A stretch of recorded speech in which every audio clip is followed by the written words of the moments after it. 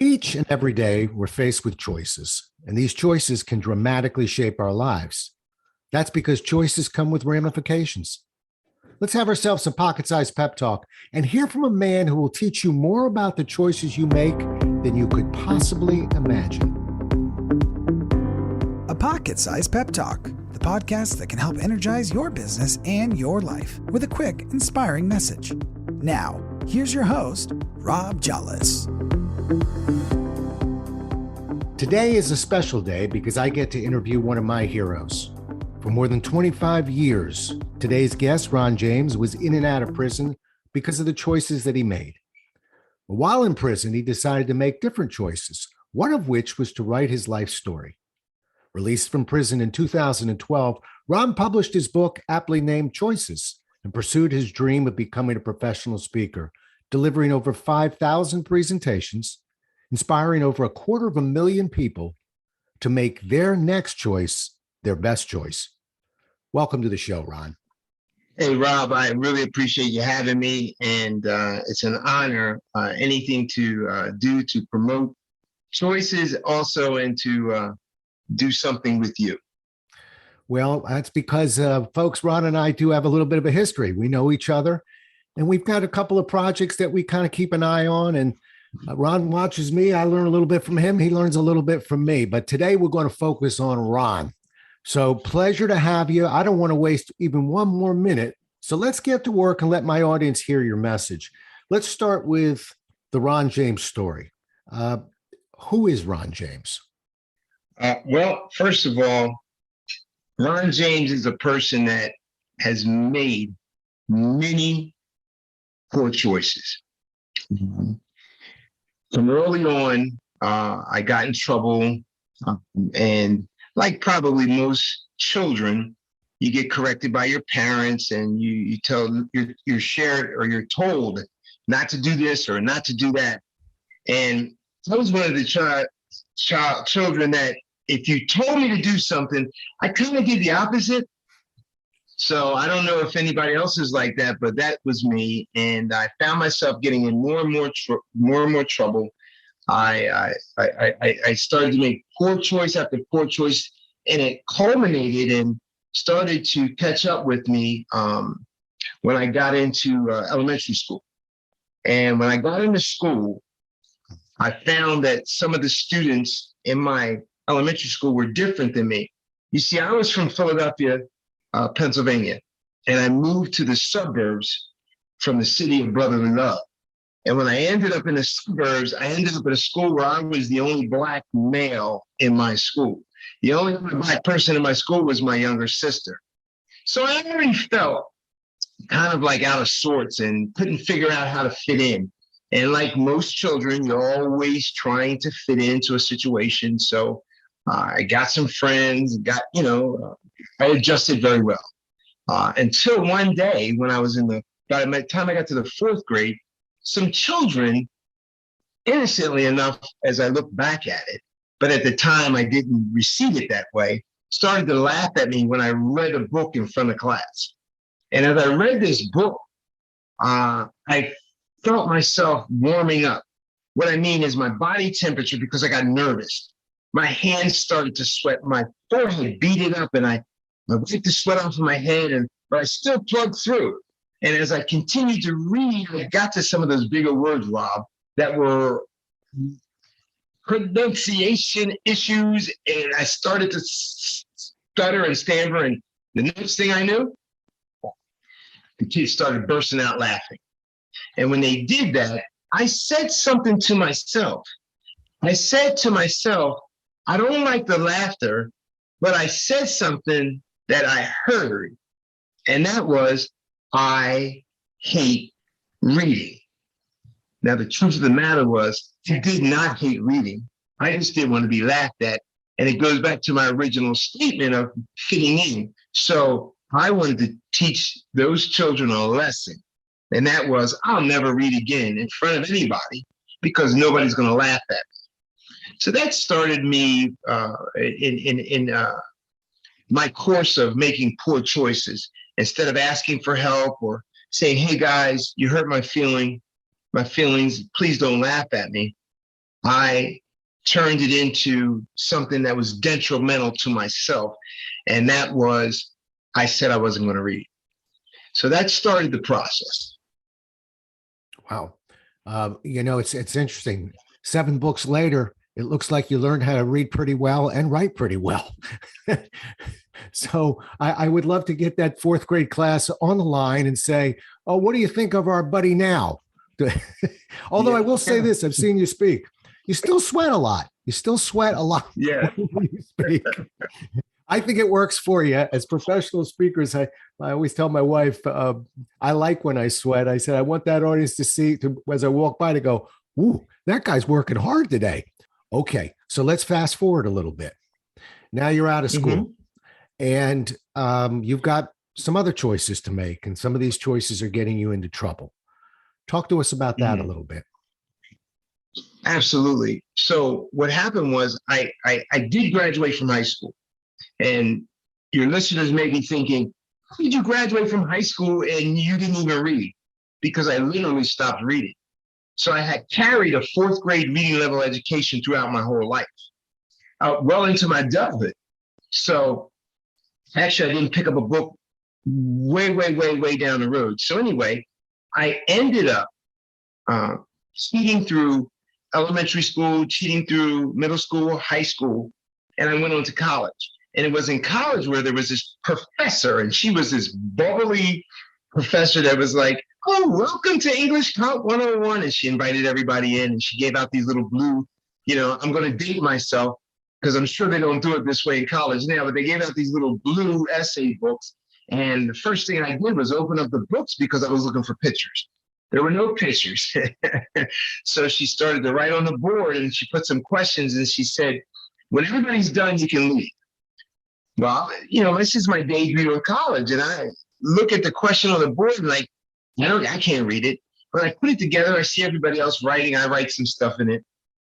And long story short was, it wasn't adequate enough when I turned it in, and I left the room. I left the classroom, and when I came back to class a couple of days later, she said, I need to speak with you.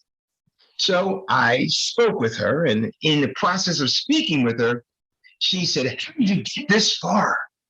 And she was adamant, and it was like, oh, she was irate.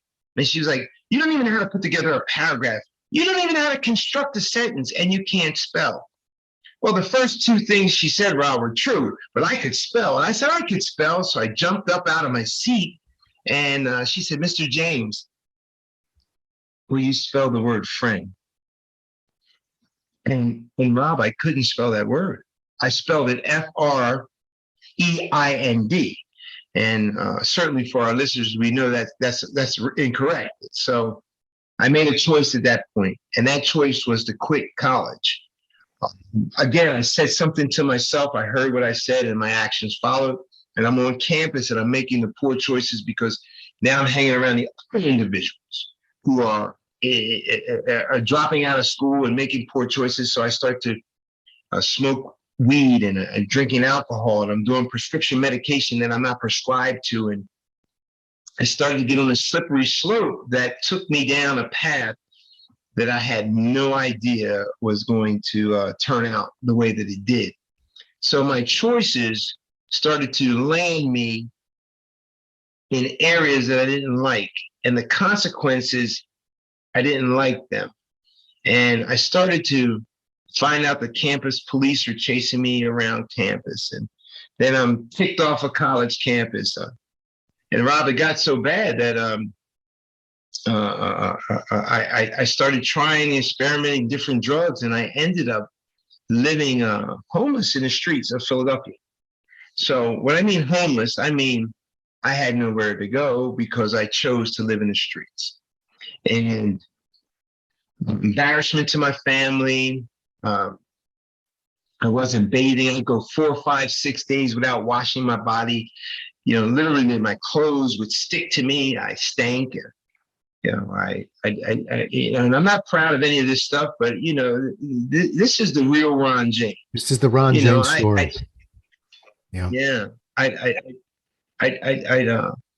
wake up in my own, vomit. Sometimes I defecate on myself and wouldn't clean myself. But the long and short was, my choices started to progress, to get worse and worse. Now I'm stealing and I'm lying and I'm manipulating and I'm I find myself, as you opened up the message of the podcast, you shared with the audience that I did 25 years incarceration.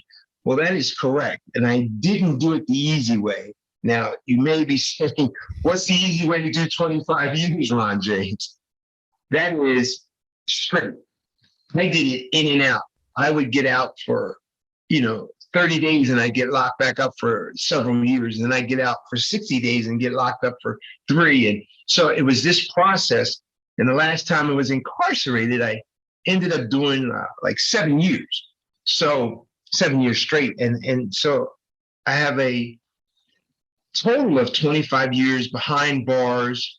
I spent some time very short time in a mental institution. I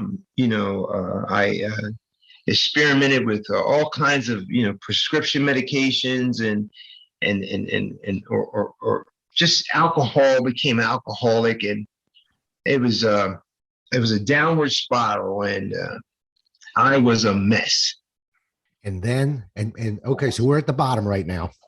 So get ready, folks, because now get ready to be inspired, because we got a man who's just opened up to us. He's not holding back. I haven't even heard parts of these stories, but okay, 25 years in and out the hard way, at the bottom, and then you make a different choice. Tell us about that. Mm-hmm. Yeah. So I'm incarcerated, and I find myself one day going up like towards the English department, there, the schoolroom area, and there was this woman there, and I started. She had some books and stuff that she was trying to bring into a classroom. So I quickly ran up to her and I helped her to take stuff in, and she says, "Oh, that was very kind." She says, "Can you help me get the rest of the stuff?" So I did that. And she says, "Do you want a job?" Now, I need to share something with you, Rob. At this particular time in the state of Pennsylvania, if you're not working in prison, you get 19 cents an hour for 4 hours a day. And that money is money that you can use to buy your snacks, your deodorants, your, cosmetics and things that you might need. And to get a job in prison, you might get 28 cents. So it's like, way to go, so here I am. And so I'm like, yeah, I'll take a job. And she gives me a job. And little did I know, she was already putting some things in place to help me to better understand reading. So she did some testing with me. She saw where I was at, and then she started to help me to read.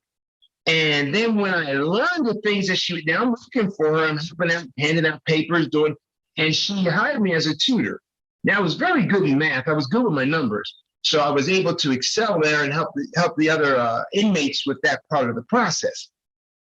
But what happened was she started to help and encourage me to read. And then she would say, "Hey, what you just did, can you show that other guy over there that?" And I'd go over and show him. So she was helping me to like cement this or get this deep in me so that I was able to understand it myself. So I did this for a while, and things went very well, and I stayed in that capacity of a tutor. And then all of a sudden, I started to go to the library, and it was at the library that I ran into this book. Now, I'm not supposed to, your audience said, I'm going to put them out there. Rob doesn't want me to talk about them. But you ain't going to have the Ron story without the Ron story. It's just not going to happen. So we kind of like knit that in, and I'll get into it real quick. But Ron had published a book, and he had published several books, but there was one of his books about seminars that was, Rob, what was the title of the book? And it eludes me right now. How to Run Seminars and Workshops. How to Run Seminars and Workshops. Exactly right. So I picked up this book and I started to read it. And something inside of me wanted to be able to help other other people. I was already doing it as a tutor, and some of the other inmates were like, "You got really good stories. You should be a speaker." So I read the book, and I was like, "Wow, I want to do this." So I took out, I looked in the back, and there was an address. So I said, "Okay." So I wrote a letter, and I sent it off to him. Now, later on, Rob Dallas can share with you his part of that story, but I sent the letter to him, and he wrote me back. Now, you have to understand, the chances of him writing me back were astronomical. But he wrote me back, and in the process, he said, "Hey, if you're serious about what you're saying in your letter," what I wrote to him, he said, "then you need to write your book." Now, I was taken back, like, who's this guy telling me what to do? I want to write a book. I want to speak, and I want to do presentations. I want to talk to people. But remember, part of my fear was reading and all of that stuff. So I started to reread the letter, and then I said, "You know what? I'm going to take him at his challenge." And in his letter, he said something that was profound to me. And it was, writing is not thinking about writing. Writing is not researching about writing. Writing is not finding about writing. Writing is writing, and that's putting a pen to the paper. If you're serious, put this letter down and start writing. And that's what was said to me. And I did that.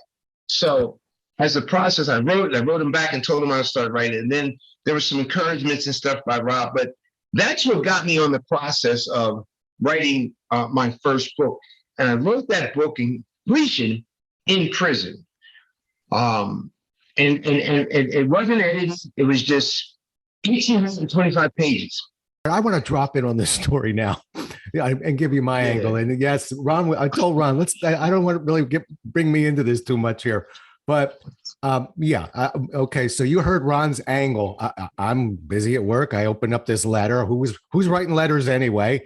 And I get this paper letter, and but written with such heart and such feeling, and really made me think. And I have to tell you, believe me, I'm no saint. I thought, well, I'll write this guy back, and we'll start, but I don't think he's going to stay with me. And I get another letter, and I get another letter, and we begin to work. He said over 1,500 pages. That was a very funny part of our relationship, because, when you're writing a letter and you're not speaking to somebody on the phone, you can miss some spots.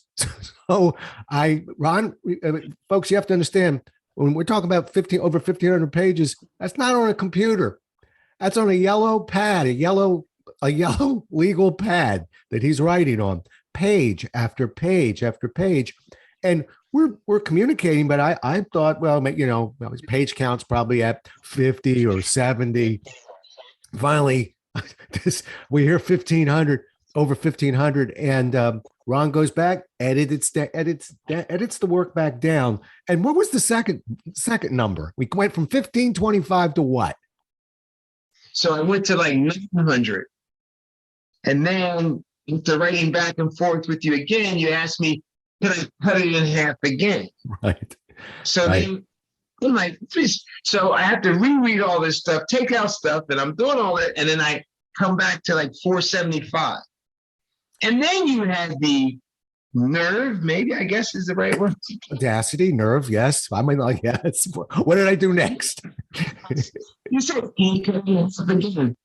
And I'm thinking to myself, how in the world, but there was a process, and I really thank you for that, because as I started to, and I took it down to like 200 and some pages, which is the actual book when it came out to, but in that process, I kept reliving and seeing myself, and I realized that I didn't like, and there was something that was magical, something that took place in all of that compelled me to say, I don't like this guy. The guy that I'm writing about, I don't want to be him anymore. And there's where choices was solidified, because I said to myself, I don't want to live like that anymore. Just like I said to myself, I'm not going to read. Just like I said to myself, I'm going to quit college, and all the other poor choices that I made, I said to myself, I'm not going to be him anymore. Yeah. And now you're starting to, there's a wave of better choices, good choices. But folks, I got to tell you, every letter, I almost said email, every letter we wrote ended the same way. Remember how we ended it? I most certainly did. I said, I will see you in the pit. That's right. That's right. See you in the pit. And the pit, in which we wrote about in the book, is what trainers and professional speakers refer to as that area.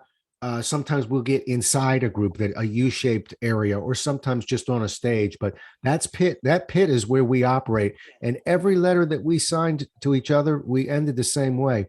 And I'm going to accelerate a little bit because I want to get to where we are now and tell you that, yes, Ron James finished that book. Yes, that book was published.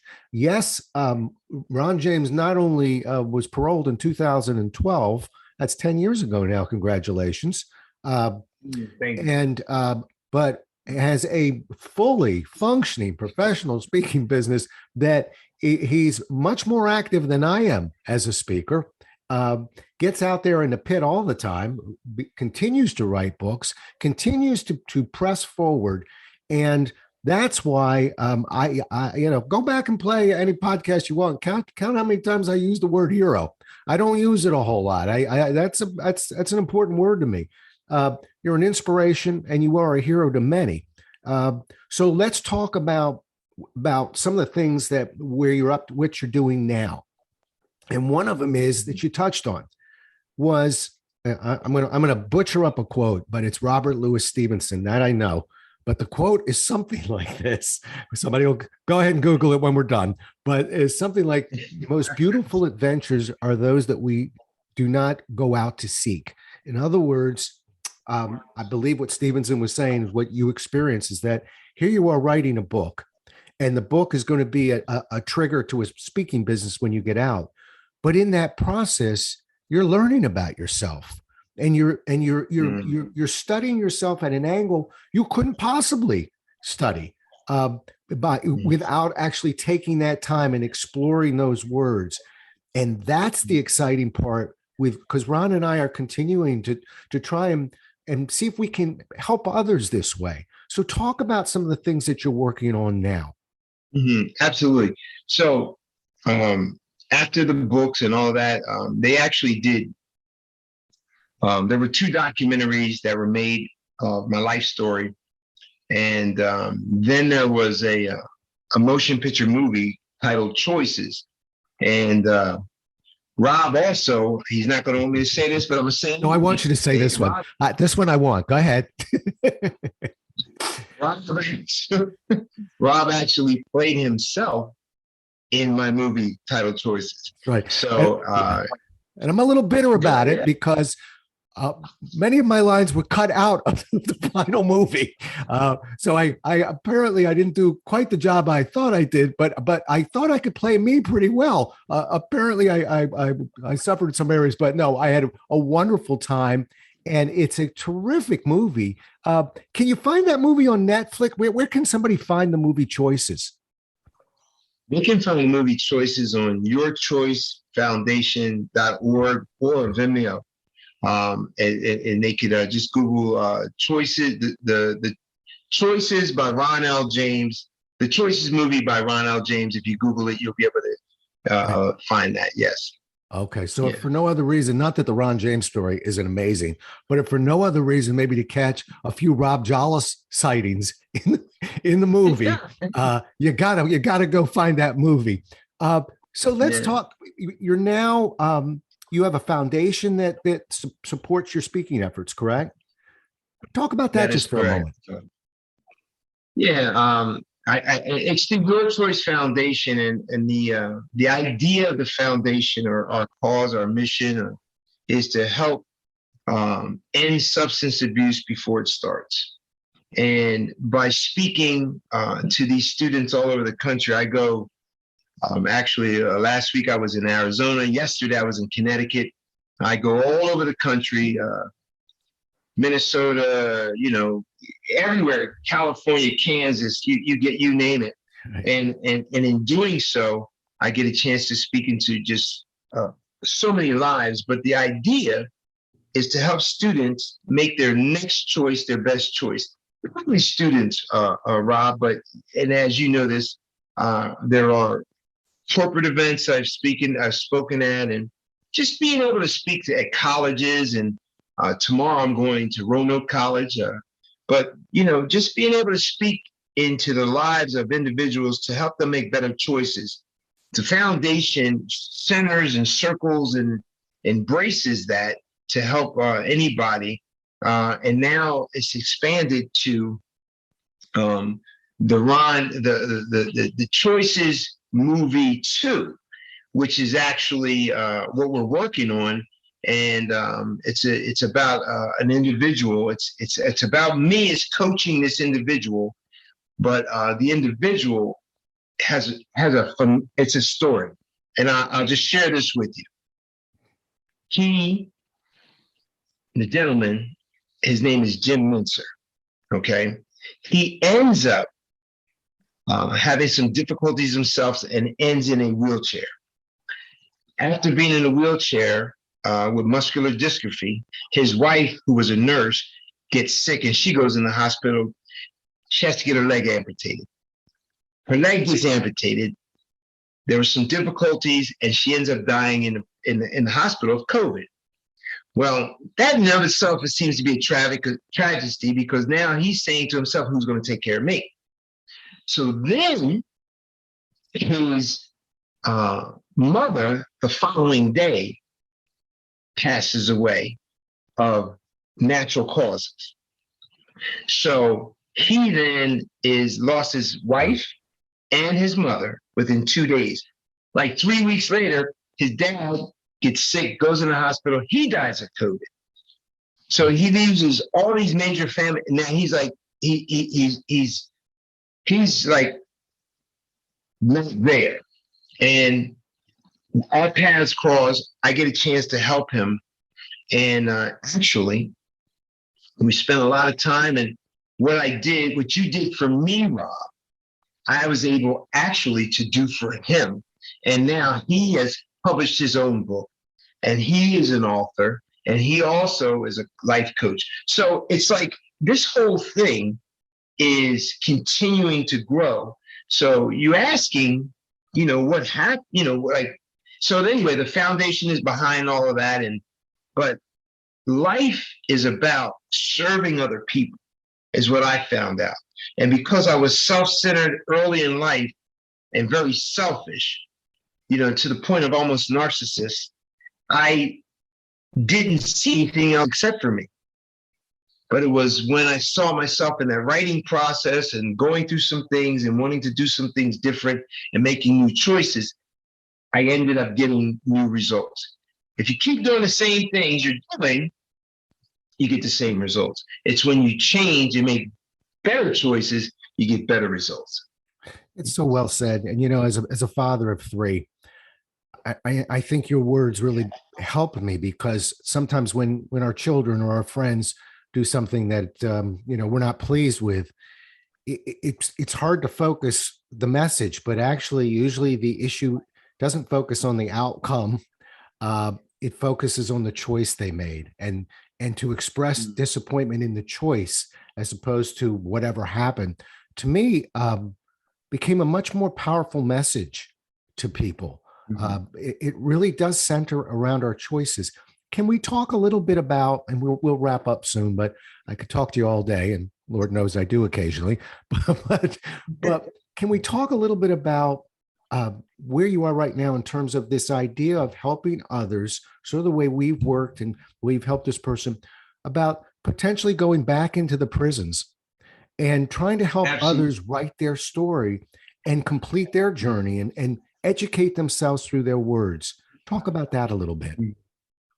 Yeah. So the idea certainly starts with giving back. And part of it is, I know that how many men enter the correctional institutions and the prisons that they themselves haven't had the opportunity, or they can't read, or they've been shut down in reading. And then there are others who are who love reading and are very articulate and very skilled.